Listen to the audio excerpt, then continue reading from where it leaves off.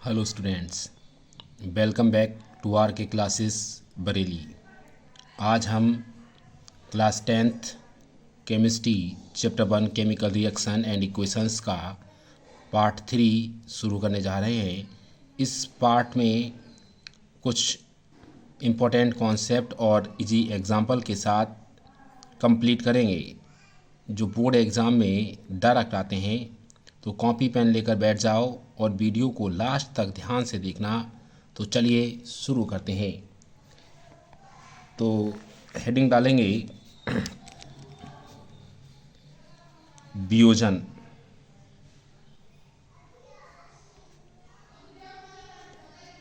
अभिक्रिया।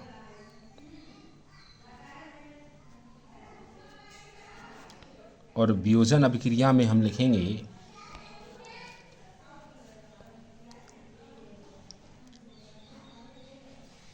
वह उत्क्रमणीय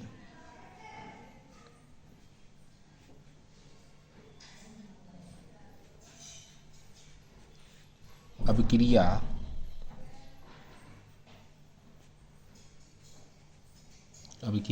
जिसमें किसी पदार्थ के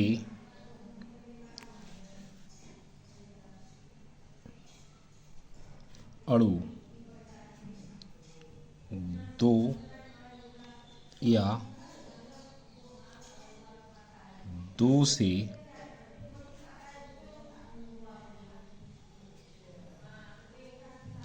अधिक सरल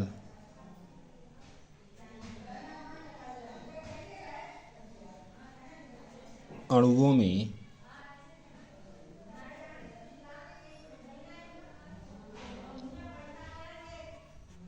विभाजित हो जाती हैं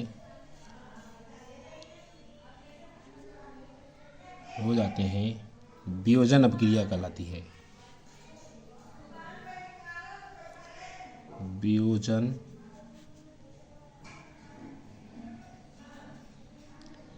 अभिक्रिया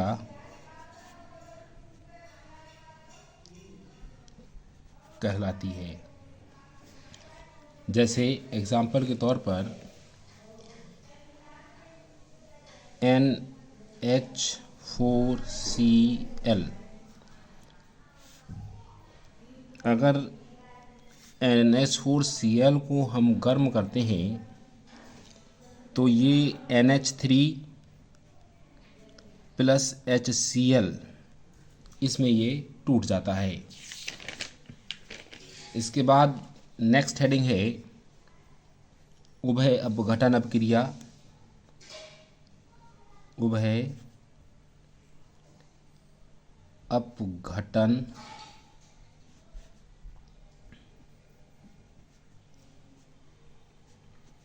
अभिक्रिया।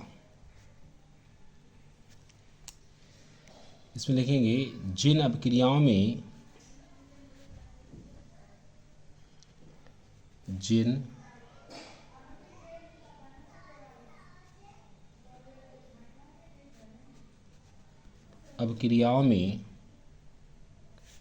यौगिक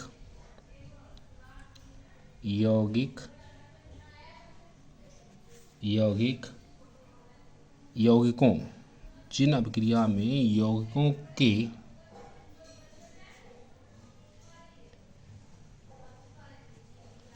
आयनों अथवा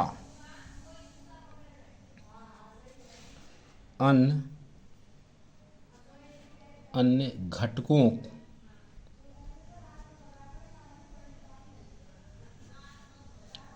की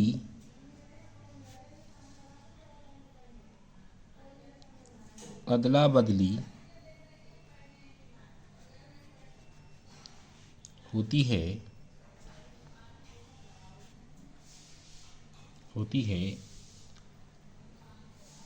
उभय अपघटन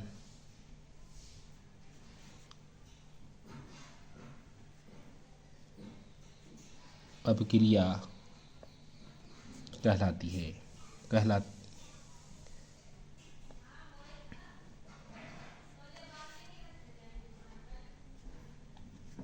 एग्जाम्पल है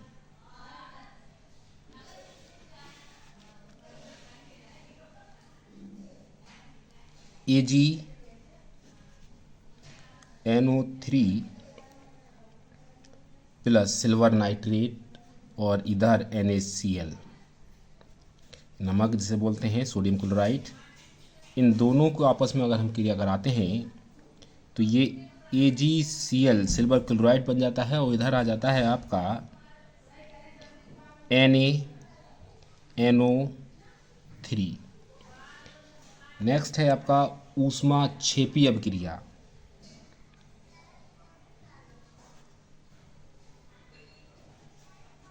ऊष्माक्षेपी अभिक्रिया तो ऐसी अभिक्रिया जिसमें ऊष्मा निर्मुक्त होती है या निकलती है।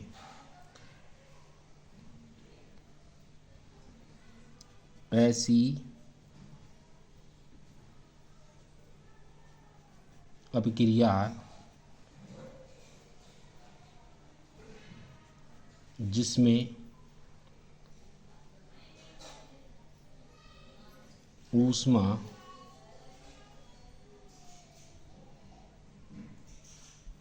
ऐसी अभिक्रिया जिसमें ऊष्मा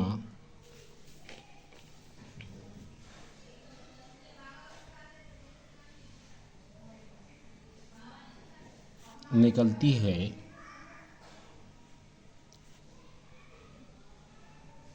ऊष्माक्षेपी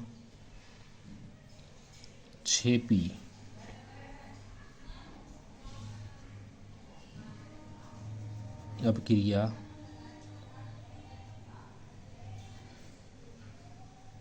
कहलाती है।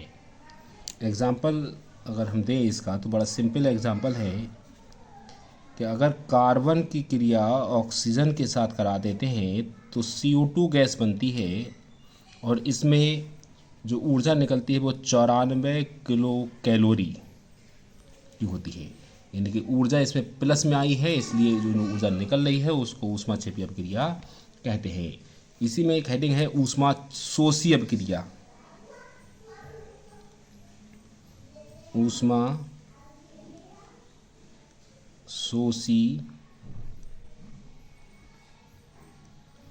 अभिक्रिया, इसमें ऊष्मा दी जाती है, यानी कि ऐसी अभिक्रिया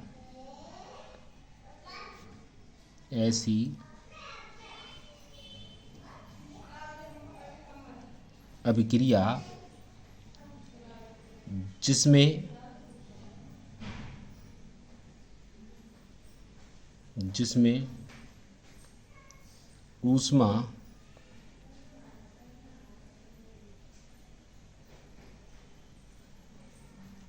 अवशोषित होती है,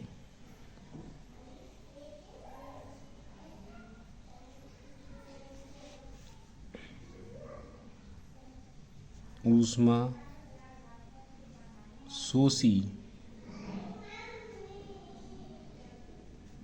अभिक्रिया कहलाती है। एग्जाम्पल है इसका, सिंपल सा बहुत एग्जाम्पल है। जब N2 और ऑक्सीजन की क्रिया कराते हैं तो 2NO बनता है, लेकिन इसमें कितनी ऊष्मा की आवश्यकता होती है? 42 किलो कैलोरी ऊर्जा हमें चाहिए होती है, यानी कि ऊष्मा अवशोषित होती है। नेक्स्ट हेडिंग है आपका अपचयन, और ये लास्ट अपक्रिया है अपचयन अभिक्रिया।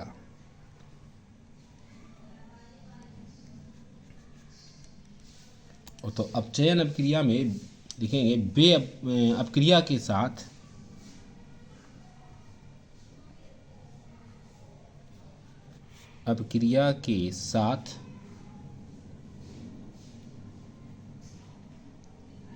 किसी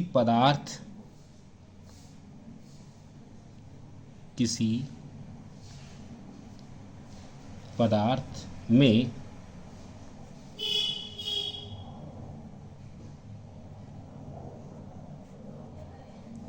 ऑक्सीजन की वृद्धि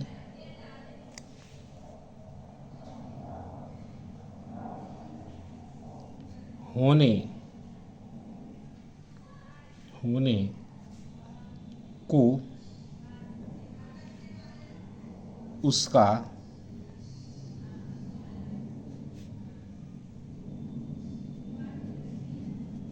अपचयन कहते हैं। एग्जाम्पल है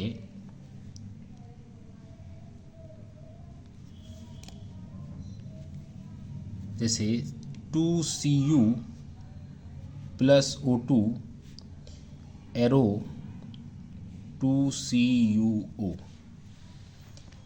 तो ये अपक्रिया 5 अपक्रियाएँ अभी तक बताई हैं। इससे पहले अगर आपने अपक्रिया नहीं देखी हैं या नहीं समझी हैं तो दोनों वीडियो के लिंक मैंने डिस्क्रिप्शन में डाल दिए हैं, उनको आप क्लिक करके वो वीडियो देख सकते हैं। इसी में कुछ और इस चैप्टर में है, जैसे संक्षारण है, विकृत गंधता है और संतुलित समीकरणों को कैसे करते हैं और द्विविस्थापन अपक्रिया क्या है। तो इसी में एक हेडिंग बचा है द्विविस्थापन अपक्रिया, तो वो भी इसी में देख लीजिए।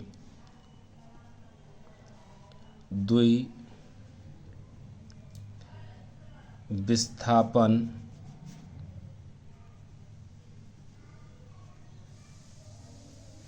अपक्रिया। यदि वीडियो अच्छी लगती हो तो प्लीज़ अपने दोस्तों में शेयर कीजिए, वीडियो को लाइक कीजिए और चैनल को सब्सक्राइब कीजिए, जिससे आने वाली वीडियो का लिंक आप तक पहुंचता रहे। तो शुरुआत करते हैं। द्विविस्थापन अपक्रिया लिखेंगे। दो विस्थापन अपक्रिया में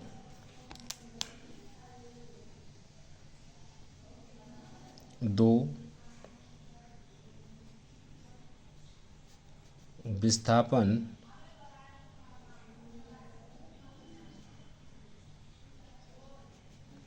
अपक्रिया में दो नए उत्पादों के निर्माण के लिए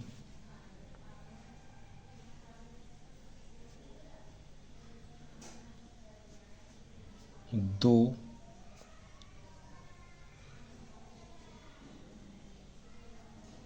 यौगिकों के बीच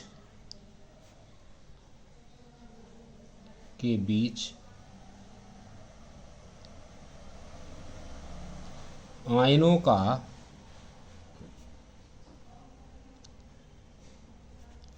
आदान प्रदान होता है।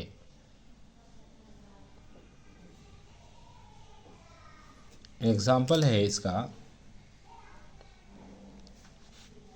Na2SO4 और प्लस BaCl2 एरो, तो ये बन जाएगा BaSO4 और प्लस 2NaCl2।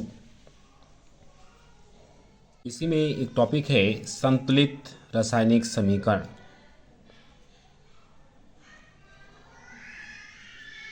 संतुलित रासायनिक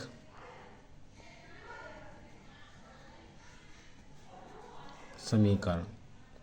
तो संतुलित रासायनिक समीकरण में जो हम लिखेंगे तो लिखेंगे जब किसी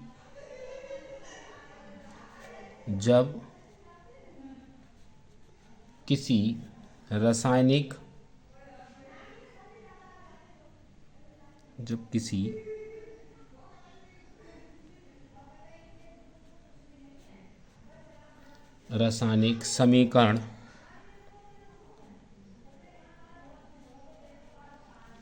में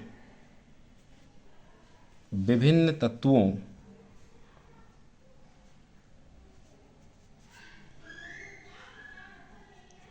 विभिन्न तत्वों की परमाणुओं की संख्या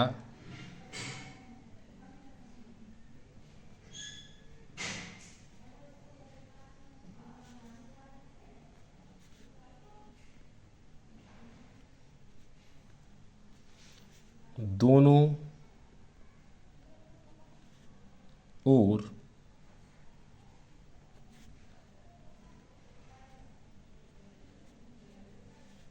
बराबर होती है तब उसे संतुलित रासायनिक समीकरण कहते हैं। तब उसे संतुलित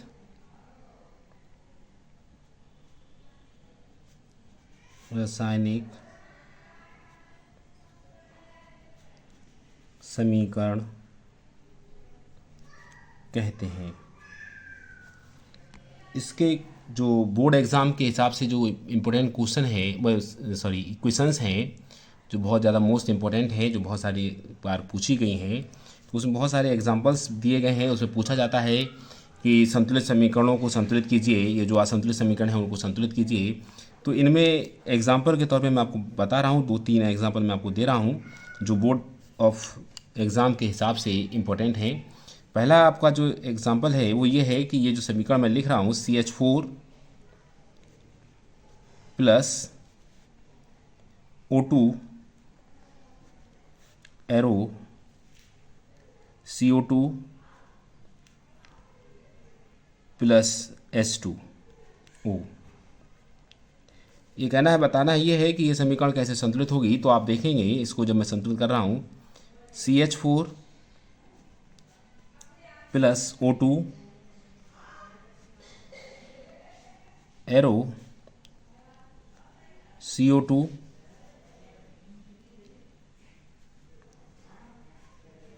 और प्लस 2H2O। तो मैंने क्या करा, यहाँ पर इस 2 से मल्टीप्लाई कर दी, तो इधर भी मुझे 2 से मल्टीप्लाई करनी होगी। तो अब आप देखेंगे ये पूरी जो इक्वेशन है वो संतुलित है। तो इसी प्रकार इनके LHS साइड के जो तत्व हैं उनकी संख्या और RHS साइड के जो तत्वों की संख्या है वो इक्वल है, इसीलिए इस समीकरण को कहते हैं संतुलित रासायनिक समीकरण। जबकि ऊपर वाली समीकरण में यहाँ पर ऑक्सीजन जो है वो 2 ऑक्सीजन O2 है और यहाँ भी 1, यहाँ पर RHS साइड में O1 और 1 2 और 1 3, जबकि यहाँ पर 2 हैं। तो इनको बराबर करने के लिए मुझे 2 से इधर मल्टीप्लाई करनी पड़ी और 2 से इधर मल्टीप्लाई करनी पड़ी, इसलिए इस समीकरण को कहते हैं संतुलित रासायनिक समीकरण। एक एग्जाम्पल और है, और ये जो क्वेश्चन आई है बोर्ड एग्जाम में 2023 में पूछी गई है, तो इस हिसाब से ये इंपॉर्टेंट क्वेश्चन है, पूछी जा सकती है। नेक्स्ट है इसमें बोला गया है, इन्होंने बोली है MnO2 plus HCl arrow MnCl2 plus H2O और प्लस Cl2। यदि वीडियो आप लोगों को अच्छी लगती हो तो प्लीज़ अपने दोस्तों में शेयर करें, वीडियो को लाइक करें और चैनल को सब्सक्राइब कर लें, जिससे आने वाली वीडियो आपका नोटिफिकेशन आप तक पहुंचता रहे। तो इस समीकरण को अगर हमें संतुलित करना है तो देखिए, अब लिखेंगे MnO2 प्लस, यहाँ पर आपको 4 से मल्टीप्लाई करनी पड़ेगी HCl। बताता हूँ क्यों। देखिए MnCl2 तो आपकी जगह सेम ऐसे ही रहा, लेकिन यहाँ पर हाइड्रोजन क्योंकि 2 और 2 नी 4, हाइड्रोजन कितने हो रहे हैं 4। अब यहाँ हाइड्रोजन 2 है, यहाँ पर 1 हो रहा है, तो इसलिए हमें यहाँ पर कितने से मल्टीप्लाई करनी पड़ेगी 4 से।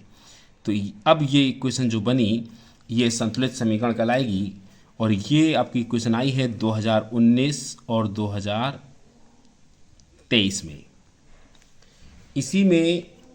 इसी चैप्टर में 2 हेडिंग और बचते हैं। इसमें सबसे इम्पोर्टेंट जो हेडिंग है वो है संक्षारण, जिसे हम कहते हैं जंक लगना,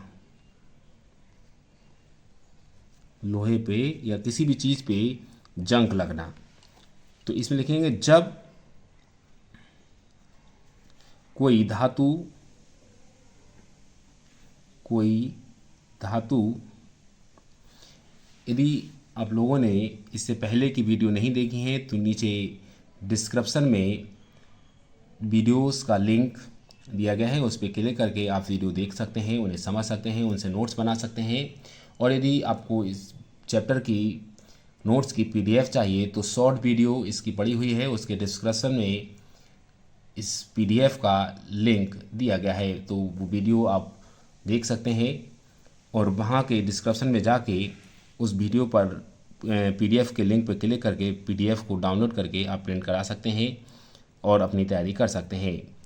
तो लिखेंगे इसमें संचारण में, जब कोई धातु अपने आसपास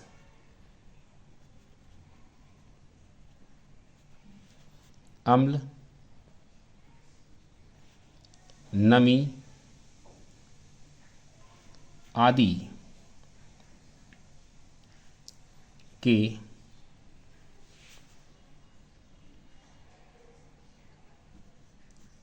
संपर्क में आती है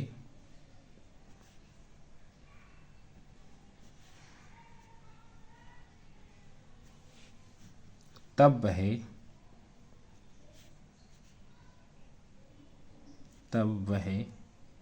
धातु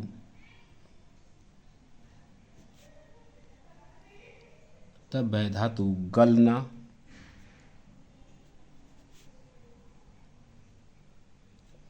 प्रारंभ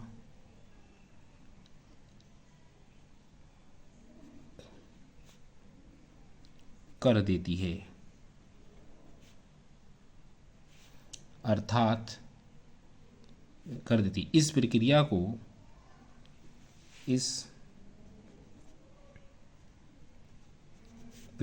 को संचारण कहते हैं। एग्जाम्पल के तौर पे हम आप देख सकते हैं इसे, लोहे पर जंग लगना,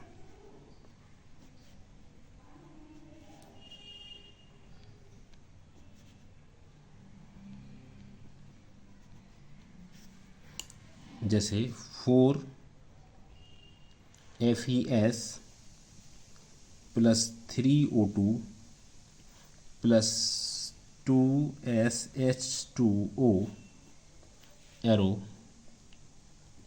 2FeO3 × SH2O,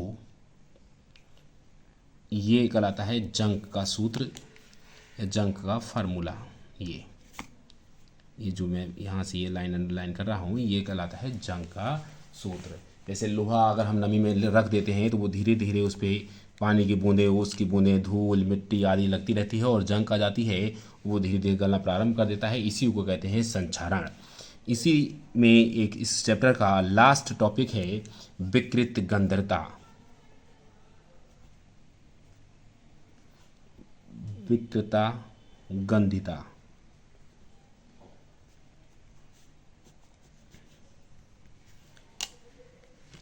इसमें लिखेंगे वायु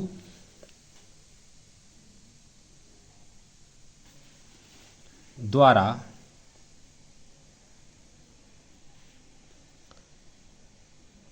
अपचयित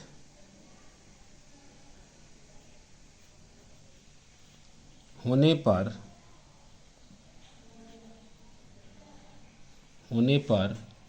तेल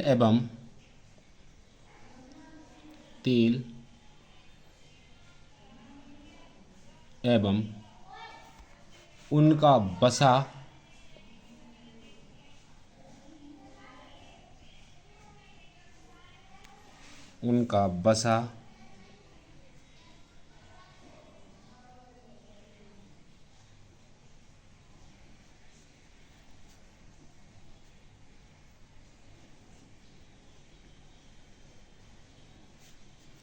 विकृत गंधता हो जाते हैं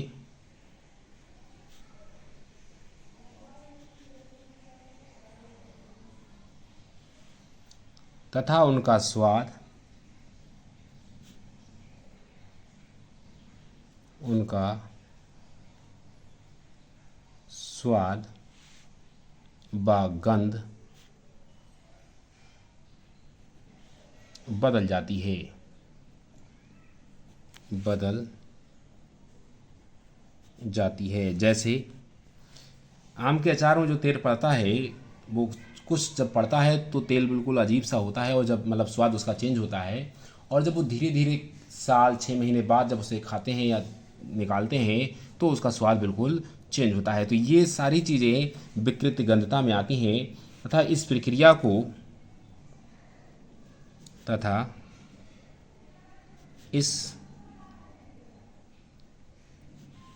को विकृत गंधता कहते हैं।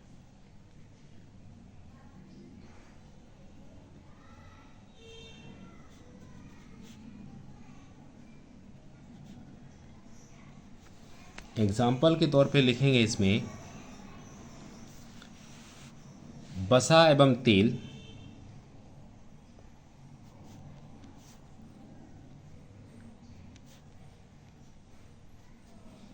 वसा एवं तेल युक्त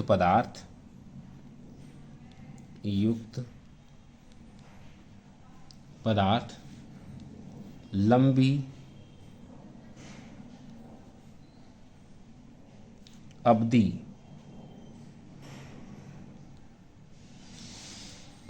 तक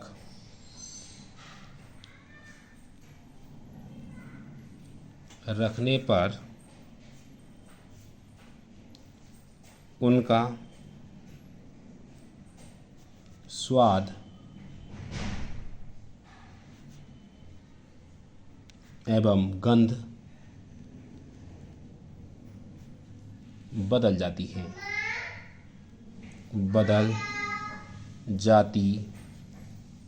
है। इस वीडियो का ये लास्ट टॉपिक था। इसी के साथ ये चैप्टर एंड होता है। यदि वीडियो अच्छी लगती हो तो प्लीज़ दोस्तों में शेयर करना, वीडियो को लाइक करना और मेरे चैनल को सब्सक्राइब करना। Thank you for watching this video.